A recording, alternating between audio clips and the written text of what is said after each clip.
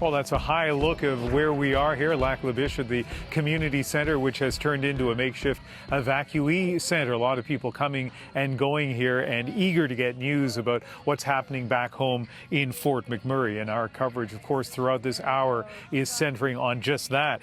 Tia McKenzie and her family were among the 90,000 people who had to leave Fort McMurray in a hurry on Tuesday. She spoke with us late last week as they drove back through Fort McMurray towards Edmonton as part of that RCMP-led convoy. And we caught up with her earlier today as her family prepares to move into a new apartment in Stony Plain. That's just outside Edmonton. Yesterday was really hard, actually. My husband and I, and the kids are really good. You know, we've done our best to maintain normal for them and not expose them to a lot of different things, right? So, you know, but we would go to a donation center, and, you know, if I can speak for my husband, he said that he was watching us go through things, and it was really hard for him because, you know, he used to say, you know, hey, don't worry about that. You know, we can pick this up. We can go buy it. It's no problem. You know, I'd break a dish and I'd be upset about breaking a dish. And it's, oh, no big deal. You know, I'll go get you that dish, right?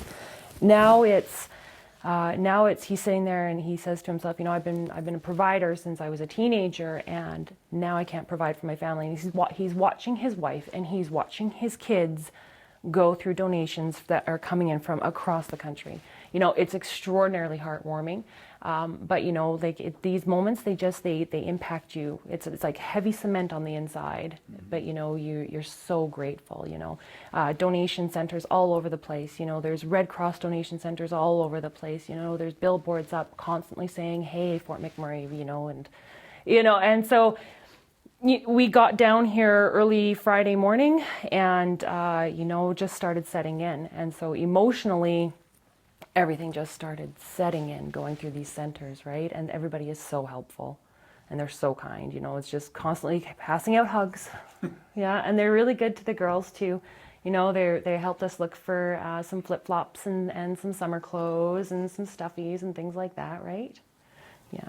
And tell me about the paperwork that you have to deal with. So, right, it's piece by piece, right? It's waiting for the next company to call in, and it's waiting to do the next piece of paperwork. There's no provincial package that says, here you go, your town burnt. You know, and it's not like having a baby and it's all put together very nicely for you, and there's a thing to follow. It's, you know, you know, Slave Lake was huge.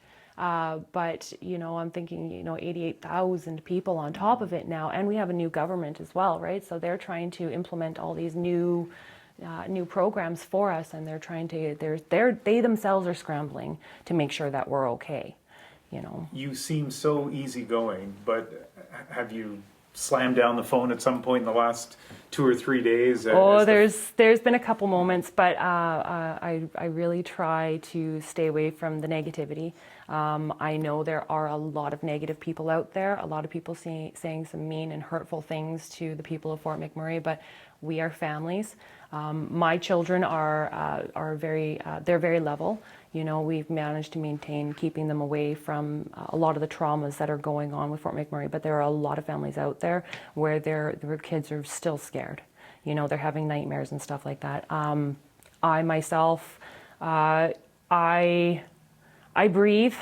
I'm a yogi, so I breathe, and you know, but I do have moments, and it's mostly I tear up and I try and suck them back. But I've got some really good girlfriends here that are raising their kids as well now, and, you know, just kind of focus on the positive.